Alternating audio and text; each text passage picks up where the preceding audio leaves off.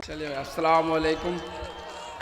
इस शानदार और जानदार मुशायरे के आयोजन के लिए मैं सबसे पहले चेयरमैन मुस्तफ़ा अनवर राही इकराम बागी साहब, सीमांचल के इनकलाबी साहब तबरेज हाशमी साहब, हमारे गार्जियन यहाँ सदारत कर रहे इस्लामुद्दीन बागी साहब, मेहमान खुसूसी जनाब प्रोफेसर अब्दुल गफूर साहब माइनॉरिटी वेलफेयर मिनिस्टर, भाई अख्तरुल इस्लाम साहिन साहब जो समस्तीपुर के एमएलए हैं, भाई नौशाद आलम साहब एमएलए ठाकुरगंज, जनाब अख्तरुल ईमान साहब और मुअज़्ज़िज़ हाज़रीन, मैं इस शानदार और जानदार मुशायरे के आयोजन के लिए दिल की गहराइयों से आप सबों को मुबारकबाद देता हूं।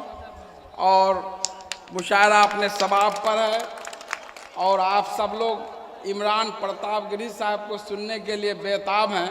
हम लोग तो यूं ही हर दिन जहां मिलता है बोलते ही रहते हैं। तो मैं ज़्यादा दीवार नहीं बनना चाहता हूं। मैं सीमांचल के अवाम की तरफ से इमरान प्रतापगिरी साहब और यहाँ जितने भी शायर शौरा तशरीफ़ फरमाएं सबका खैर मकदम करता हूँ। अस्सलाम वालेकुम।